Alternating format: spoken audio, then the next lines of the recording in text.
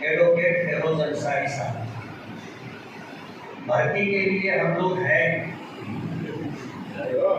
لیکن سچی بات یہ ہے کہ اس عنوان پر کوئی تیاری نہیں ہے جس پر کوئی تفصیلی گفتگو کی جائے۔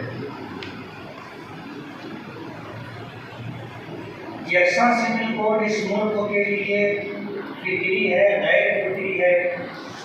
اس ملک میں بسنے والی بہت سارے قبائل، بہت ساری برادریاں ہیں۔ اس ملک میں صرف مسلمان ہی نہیں ہے کہ اس کا اپنا پرسنل لا ہو، جس کو مسلم پرسنل لا کہا جاتا ہے۔ سچی بات یہ ہے کہ اس ملک میں میری سرسری معلومات کے اعتبار سے 800 سے زائد پرسنل ہے، لیکن ٹارگیٹ صرف مسلمانوں کو کیا گیا ہے، مسلم پرسنل لا کو کیا گیا ہے۔ اور ابھی تک UCC کو لے کر کے کوئی مسودہ کمیٹی کی طرف سے، سرکار کی طرف سے سامنے آیا نہیں۔ سیاسی طور پر اگر دیکھا جائے تو میری اپنی بات ہے، رائے ہے، ضروری نہیں ہے کہ سب اتفاق کریں۔ 2024 کا پارلیمنٹ کا الیکشن آنا ہے۔ حکومت کے پاس کوئی ایسا ایجنڈا نہیں ہے جس کو بیس بنا کر کے وہ ہندو ووٹوں کو متحد کر سکے۔ اس کے سامنے یہی ایک بظاہر ٹاپک لگتا ہے، عنوان لگتا ہے کہ 22ویں لا کمیشن کے ذریعے سے پورے ملک سے لوگوں سے یکساں سول کوڈ کے تعلق سے رائے منگوائی جائے۔ رائے دینا چاہیے، نہیں دینا چاہیے، یہ بھی ایک مسئلہ ہے کہ جب ابھی یکساں سول کوڈ کے تعلق سے کوئی مسودہ ہمارے سامنے ہے ہی نہیں، تو سوال یہ پیدا ہوتا ہے کہ ہم اس کی موافقت کریں کہ مخالفت کریں۔ ظاہر بات ہے، اتفاق ظاہر کرنے کے لیے یا اختلاف ظاہر کرنے کے لیے وہ چیز تو سامنے چاہیے جس سے ہم اتفاق یا اختلاف کریں۔ ابھی کوئی مسودہ ہی نہیں ہے۔ ظاہر بات ہے، آج مسلمانوں کا ایک طبقہ یہ کہتا ہے کہ ہمیں اختلاف کر کے کروانا چاہیے، ایک طبقہ یہ کہتا ہے کہ ہم اختلاف کس چیز سے ظاہر کریں۔ گورنمنٹ یکساں سول کوڈ لانا چاہتی ہے، اس سلسلے میں 22ویں لا کمیشن کی طرف سے رائے مانگی جا رہی ہے۔ اب اگر ہمارے سامنے کوئی مسودہ ہوتا تو ہم رائے دیتے۔ سیاسی طور پر بظاہر جو چیز دکھ کر کے آتی ہے کہ جب یہ رائے دی جائے گی تو اس رائے میں سے مسلمانوں کی طرف سے جو اختلاف ظاہر کیا جائے گا، اس اختلاف کو عنوان بنا کر غیر مسلم لوگوں کے سامنے یہ بات رکھی جائے گی کہ دیکھو اس کی مخالفت مسلمان کر رہے ہیں، اتنے لاکھ لوگوں نے اختلاف کیا ہے اور اس میں بڑی تعداد مسلمانوں کی، اور ہندو طبقے کو یہ احساس دلایا جائے گا کہ اس میں اختلاف کرنے والے لوگوں کی اکثریت اسلام سے تعلق رکھتی ہے اور مسلمان ہے۔ اس لیے طبقہ یہ کہتا ہے کہ رائے نہیں دینی چاہیے۔ ضروری نہیں ہے کہ یہ صحیح بھی ہو، لیکن صورتحال کچھ اس طرح کی ہے۔ رام مندر بن چکا ہے، اب گورنمنٹ کے سامنے صرف فرقہ وارانہ طور پہ ہی حالات اس طرح کے بنانے ہیں جس کو لے کر کے غیر مسلموں کے ووٹوں کو حاصل کیا جا سکے۔ میں اس عنوان پہ نہیں بولنے والا تھا، لیکن ناظم صاحب کے عنوان دینے پر یہ بات میں کہہ رہا ہوں، ورنہ میں ایک عالم ہوں اور شرعی اعتبار سے جو بات کہنی چاہیے میرے پیش نظر وہی بات تھی کہ وہی بات رکھنی چاہیے کہ ہم مسلمان ہیں۔ ملک کے موجودہ حالات میں ہماری جو حیثیت ہے، آپ اندازہ کر سکتے ہیں کہ ہم دوسری بڑی اکثریت ہیں یا اقلیت میں ہم سب سے بڑی اقلیت ہیں۔ یکساں سول کوڈ کے آ جانے سے سب سے زیادہ متاثر ہم ہوں گے، اور کیوں ہوں گے کہ آج روئے زمین پر اسلام ہی وہ واحد مذہب ہے اور اکیلا دھرم ہے کہ جو ہر اعتبار سے کامل و مکمل، اور ہم ایک مسلمان ہونے کے ناطے اس بات کے پابند ہیں کہ فرائض کو عقائد اپنی جگہ، فرائض اپنی جگہ، واجبات اپنی جگہ، سنتیں اپنی جگہ، ہم تو ایک مستحب عمل سے بھی پیچھے ہٹنے والے نہیں ہیں۔ ایک مرتبہ کیا 100 مرتبہ قانون بنے گا، ایسا قانون جو اسلام سے متصادم ہوگا تو ہم توڑیں گے۔ 1000 بار تم بناؤ، ہم 1000 بار توڑیں گے۔ ہم تو یہ چاہتے ہیں کہ اسلام پر ہی ہماری زندگی رہے اور ہماری موت بھی اسلام پر آئے۔ ہم کوئی مفاہمت کرنے کے لیے، مصالحت کرنے کے لیے تیار نہیں ہیں۔ یہ جو جھانسا دیا جاتا ہے یکساں سول کوڈ کے ذریعے عام لوگوں کو، جیسے ملکوں کے پرائم منسٹر نے کہا کہ ایک گھر میں 2 قانون کیسے چلے گا؟ جب ایک گھر میں 2 قانون نہیں چل سکتا تو ایک دیش میں 2 قانون کیسے چلے گا؟ ظاہر بات ہے اس طرح کے جملوں سے لوگ متاثر ہوتے ہیں کہ ہاں صحیح بات ہے، ایک گھر میں 2 قانون کیسے چلے گا؟ لیکن سوال یہ ہے کہ اس دیش کے اندر ڈاکٹر بابا صاحب امبیڈکر نے جو دستور دیا تھا، قانون ساز اسمبلی میں جسے منظور کیا گیا تھا، اور جو کمیٹی تشکیل دی گئی تھی، اس نے اس دیش کو ایک ہی قانون دیا ہے، 2 قانون نہیں دیے، 10-20 قانون نہیں دیے، ایک ہی قانون دیا ہے۔ یکساں سول کوڈ سے ہمارے سماجی اور آئینی نظام میں جو آپس کے مختلف عنوانات کو لے کر کے اختلاف ہے، اس کو ٹارگیٹ کیا گیا۔ اور یکساں سول کوڈ دستوری طور پر کیا حیثیت رکھتا ہے، یہ تو ایڈوکیٹ مولود انصاری صاحب بتائیں گے۔ ہم تو ایسا سمجھتے ہیں کہ دستور میں دیے گئے جو مشورے ہیں، ان مشوروں میں سے ایک مشورہ یہ بھی ہے، لیکن جو بنیادی حقوق دیے گئے ہندوستان میں بسنے والے ہر ہندوستانی کو دفعہ 25 اور 26 کے تحت، وہ یہ ہے کہ اس ہندوستان میں رہنے والے ہر شخص کو مذہبی آزادی حاصل ہے، وہ اپنے مذہب پر عمل کرے گا، اپنے مذہب پر عمل کرے گا، اپنے مذہب کی تبلیغ کرے گا، اپنے مذہب کی تعلیم کے لیے ادارے قائم کرے گا، اپنے مذہب کی تبلیغ اور نشر و اشاعت کے لیے اسے پوری آزادی ہوگی۔ دفعہ 25 اور 26 نے ہم کو بنیادی طور پر یہ حق دیا ہے، اور اسی قانون میں یہ بات بھی ہے کہ ملک کے کسی ادارے کو، چاہے وہ پارلیمنٹ ہو، چاہے اسمبلی ہو، چاہے سپریم کورٹ ہو، ان بنیادی حقوق کے خلاف کوئی فیصلہ نہیں کر سکتا۔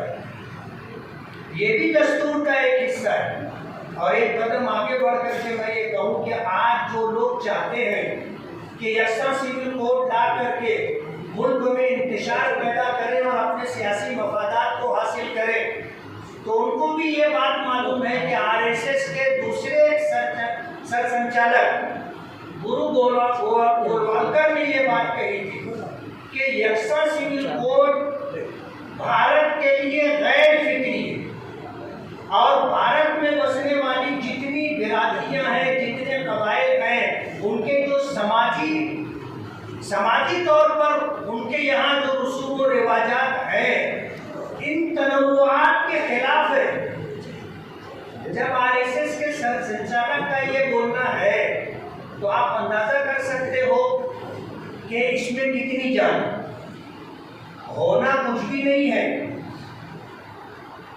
جس طرح کے اندیشے ہیں، ان اندیشوں میں سب سے بڑا اندیشہ جو ہم سمجھتے ہیں سیاسی طور پر کہ یہ ایک الیکشنی مدعا ہے، اور ہم نے ہمیشہ یہ بات کہی ہے کہ مسلمان اپنے مذہب کے تئیں انتہائی ثابت قدمی کے ساتھ زندگی گزارتا ہے. گرے سے گرا مسلمان بھی جو نماز نہیں پڑھتا، روزہ نہیں رکھتا، زکوٰۃ اور حج سے اس کا کوئی تعلق نہیں ہے، وہ بھی جب اس طرح کے معاملات آتے ہیں تو ہم جیسے نماز پڑھنے والے لوگوں سے آگے ایسے لوگ رہتے ہیں جو ایمان کے لیے، اسلام کے لیے ہم سے پہلے جان دینے کے لیے تیار رہتے ہیں. بات صرف یہ ہے کہ حکومت نے جو کوشش کی ہے، جیسے کچھ لوگوں کا اندیشہ یہ ہے کہ اسے ہندو راشٹر بنانے کی طرف پہلے قدم کے طور پر دیکھا جا رہا ہے. ممکن ہے، اور یہ بھی اندیشہ ظاہر کیا جا رہا ہے کہ یہ ایک سیاسی اسٹینڈ ہے.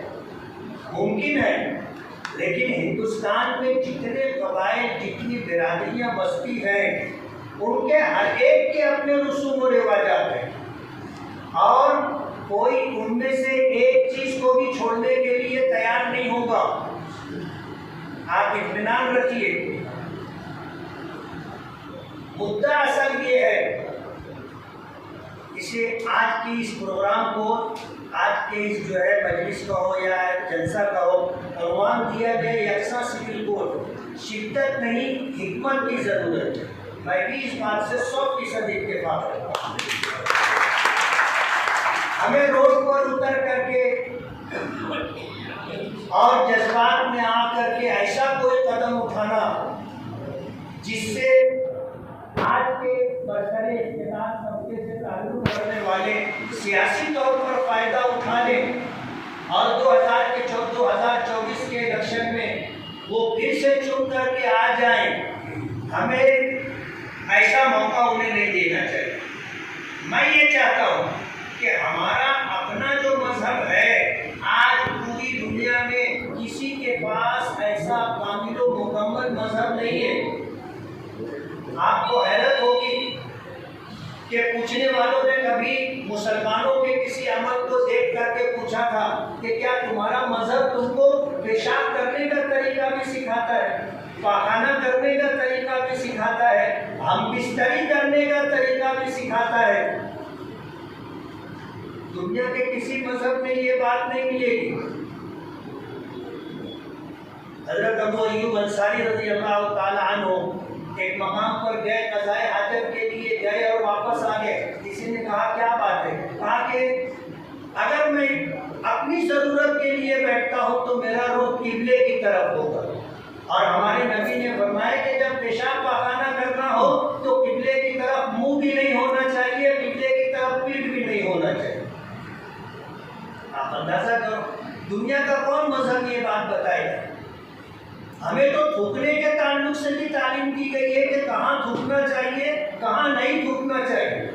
یہ الگ بات ہے کہ ہم اس پر عمل کرتے نہیں کرتے، ہمیں معلوم ہے نہیں معلوم ہے.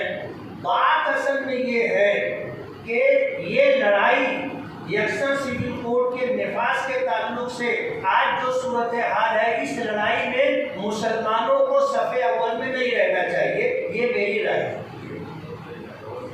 اور میں ایسا سمجھتا ہوں کہ دوسرے قبائل اور دوسری برادریاں اس لڑائی کو ہم سے بہتر طریقے سے لڑ رہی ہیں.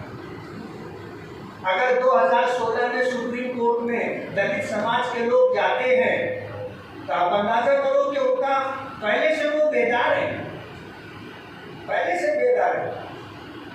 تو دوسری برادریاں اور وہ قبائل جنہوں نے ہندوستان میں رہنے پر اتفاق کیا تو ان کے اپنے شرائط ہیں، ان کے ایگریمنٹ ہیں، ان میں یہ چیز بھی شامل ہے. ظاہر بات ہے کہ آج اگر اس کو ہوا دی جائے گی ایک نیا مسئلہ کھڑا ہو جائے گا کہ اگر آپ ہم سے ایگریمنٹ کرنے کے بعد اگر آپ اس کے خلاف جا رہے ہیں تو پھر ہم کو الگ ہونے کے لیے آزادی دیجیے، ہم ہندوستان میں نہیں رہیں گے. ظاہر بات ہے یہ صورتحال جو ہے ملکوں کے لیے اچھی نہیں.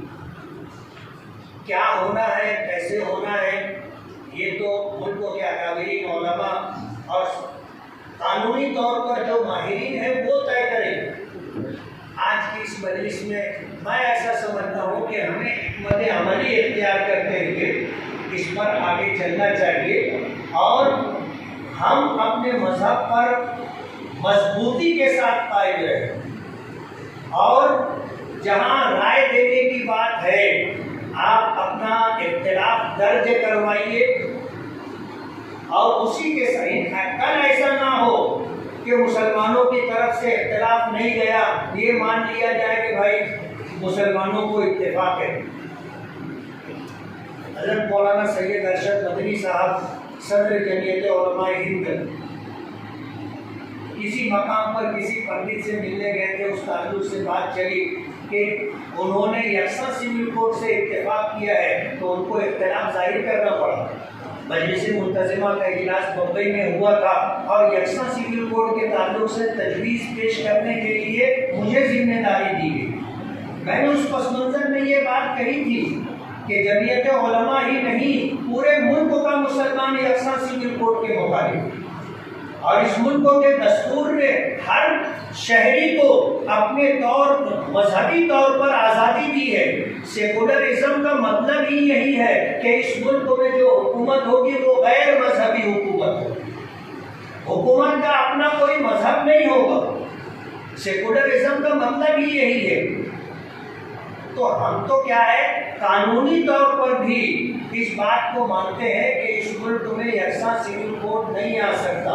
حالات کے اعتبار سے بھی ہم ایسا سمجھتے ہیں کہ مسلمانوں سے زیادہ اس معاملے میں یکساں سول کوڈ کی مخالفت کرنے میں یا اس کے خلاف لڑنے میں سب سے آگے دوسری قومیں ہوں گی، اور یہ لڑائی وہ ہم سے بہتر طریقے سے لڑ لیں گی۔